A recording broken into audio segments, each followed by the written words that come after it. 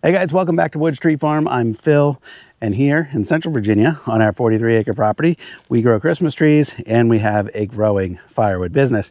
Each of the last several years, our firewood business has doubled. This year has more than doubled, and I'm well on my way to having a six-figure firewood business. And as the business has grown, one thing has become really obvious is that I need to continuously increase production.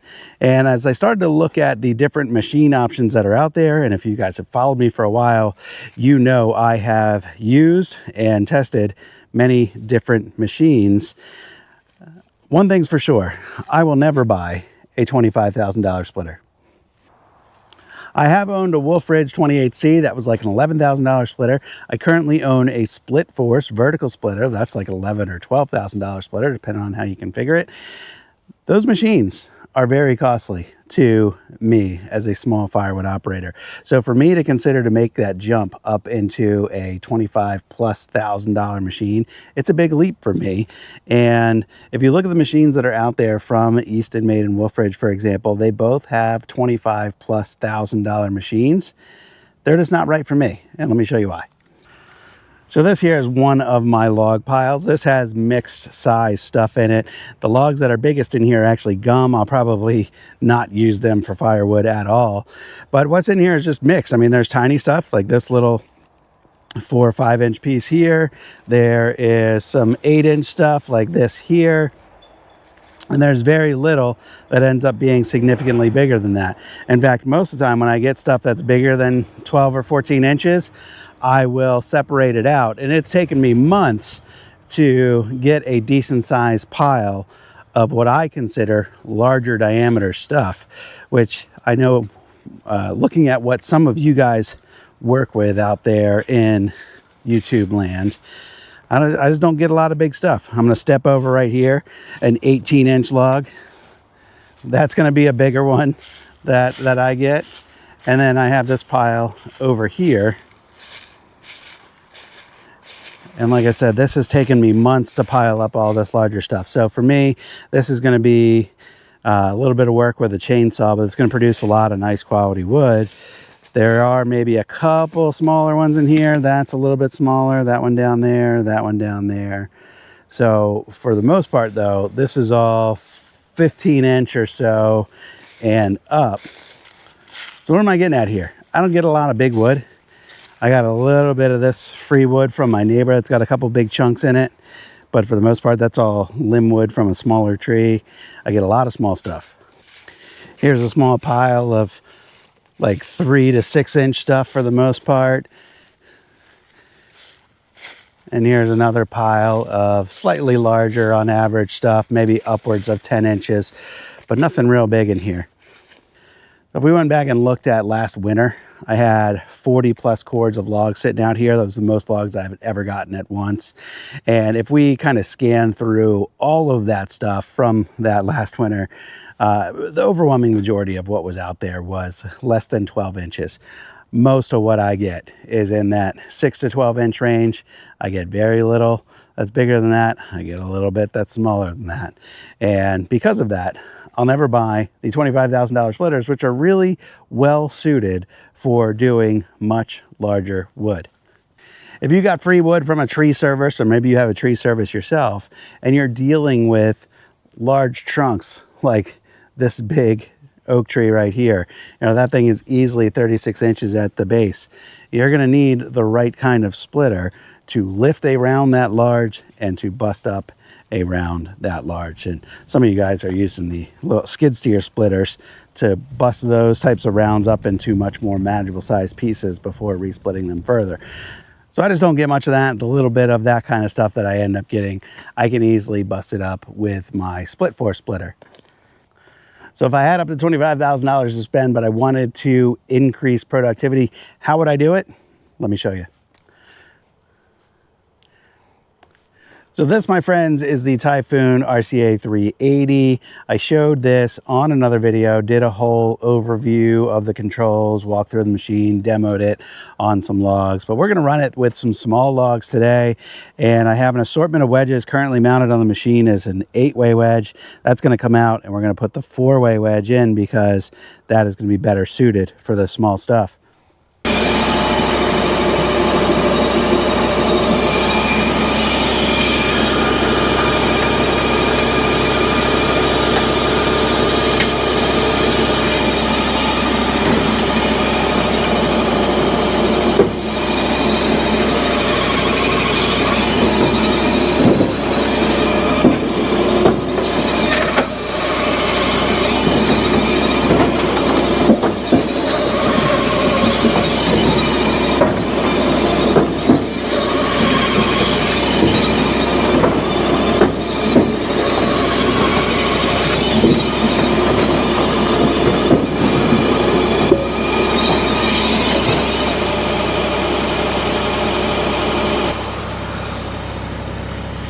can see if you're working by yourself, you're going to end up spending a good bit of time just moving logs around with the log lift.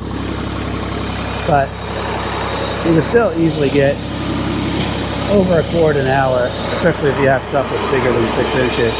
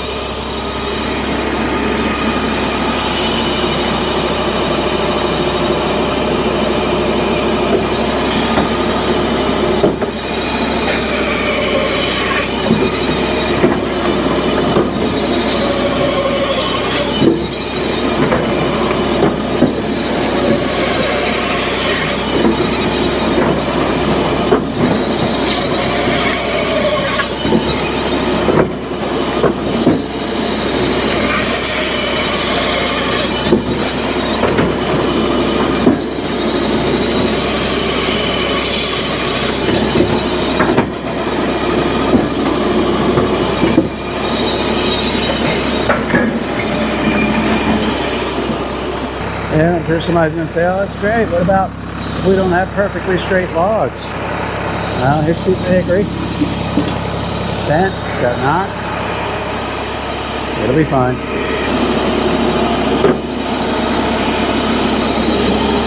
Raise that wedge up just a little bit.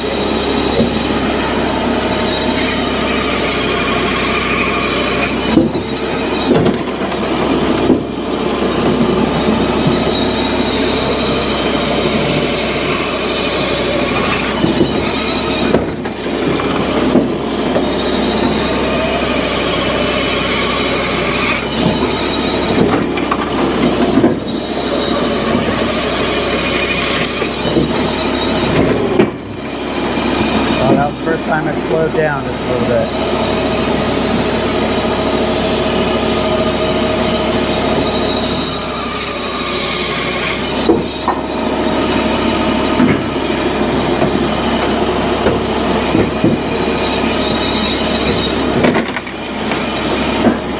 So the other thing I got is just this random pile of junk that I got from a neighbor. And all of this will feed into that machine just fine.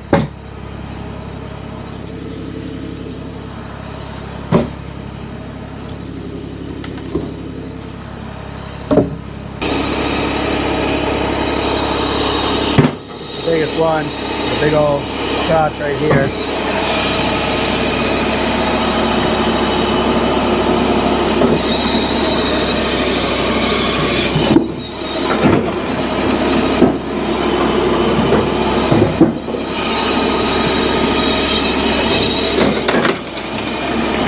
Problem. Tiny stuff. Got it real quick.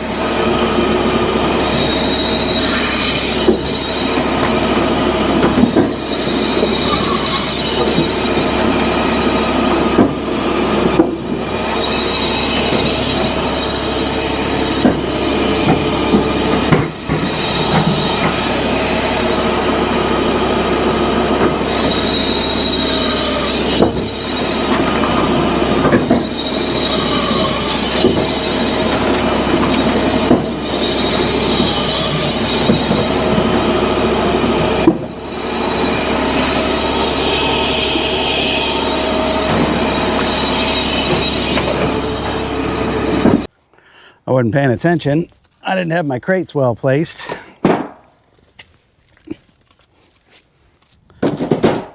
But these are going to be mixed hardwood. We've got maple, we've got gum.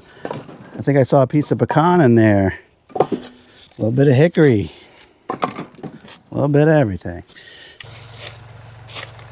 Well, I've actually got time to kill today, so I figured why not drop a tree here in the woods, and we'll take a log or two over to the processor and just turn it straight into firewood.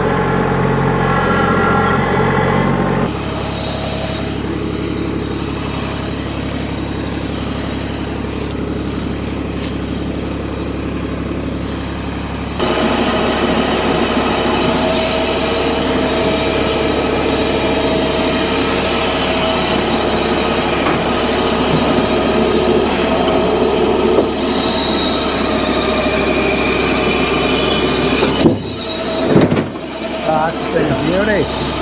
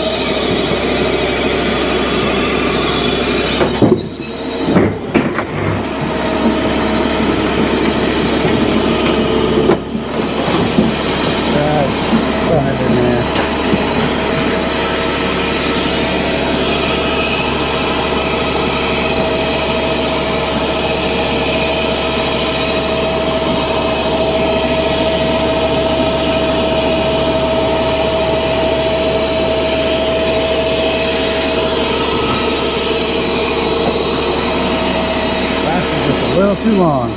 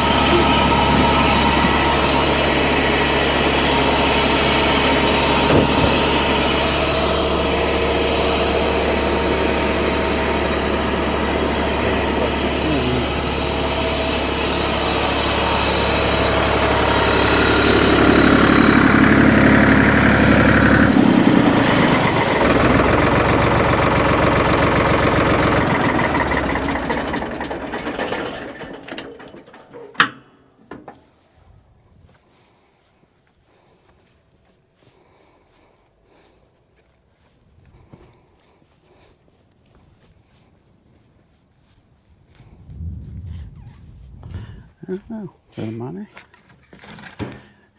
So that last oak was pushing right at the limit of what this machine can do, push through that 8-way wedge, no trouble at all. There was some slight knottiness on the bottom of that log, and maybe you could hear it, maybe you could see it, but the splitter did kind of slow down and force its way through that wood. So here's an example right here. You can see where some of the grain got a little twisty near the bottom, so it had to rip through some of that, but it did just fine. But it took me longer to drop that tree than it did to cut and split 2 logs, and I think you're not going to find that with any other splitter on the market. If you're sawing by hand, there is no replacement of this single motion of a processor, and that is irrefutable. Yes, if you're dealing with bigger wood, crooked wood, knotty wood, maybe this machine isn't the machine for you. But as far as the type of wood I commonly get, this machine is darn near perfect. If I was actually using this for production, I would probably not be using this log lift. That does slow things down, especially when working as just a solo operator. I had help out here running this the other day. We didn't film anything, but with an extra helper here, moving logs, getting the log lift up and down and all of that, that increased productivity considerably. But just with me here, you can still see it wasn't long at all, kind of pushing through those two logs, the two base logs off of that oak tree. I've still got some logs, some smaller stuff off of the top that I can get, and then I can hand cut some of the stuff at the very top. I'm pretty indiscriminate when it comes to firewood. I don't have a big chipper. Plenty of guys have commented on the channel before that some of the small stuff I end up cutting goes in a burn pile or goes in a chipper, but I don't really care. My customers don't seem to care. So pretty much anything, if it's like bigger than my forearm, I'm turning it into firewood. Let me know what you want to know about this RCA 380 firewood processor. It's here on demo. I don't actually know how long I get to have it. I get to have it until they tell me they want it back. So you let me know what you want to see it do. I already have plans for a dedicated 8-way wedge video. We're going to run several different woods through it. We'll run some stuff that we know is more difficult to split. Some gum, maybe some elm if I can find a good elm log. Definitely some white and red oak, some hickory. And we'll try to get some decent size stuff, some at least 10, 12-inch stuff, and not just little 4 to 6-inch stuff like what we did at the beginning of this video. So that way we can really demonstrate what this thing is capable of. I know it's capable. And I'm actually pretty interested in possibly picking one of these up. I think, though, if I was to move into having one of these permanently, I would want a live deck or some other way to load the logs, because that slows things down on that end quite a bit. But even with the loader, if you've got the right size wood, I'm sure you can do over a cord an hour by yourself as a single operator. And if you had a helper, you can probably push on doubling that. If you had a nice good sized pile of logs ready to go, which I rarely seem to really have that, but I will work on getting a pile of logs up here next to the processor so we can get some more stuff through it. And like I said, I know I want to do a dedicated 8-way wedge video. Maybe we'll just do like a speed run too, and we'll see how quickly we can do a cord of wood. I think we could end up doing a cord of wood probably in like, I don't know, 25 minutes, but we'll have to save that for a proper test. I'm gonna wrap this one up today, guys. Thanks for watching. Thanks for spending a little bit of time. I appreciate you. I'll see you on the next video.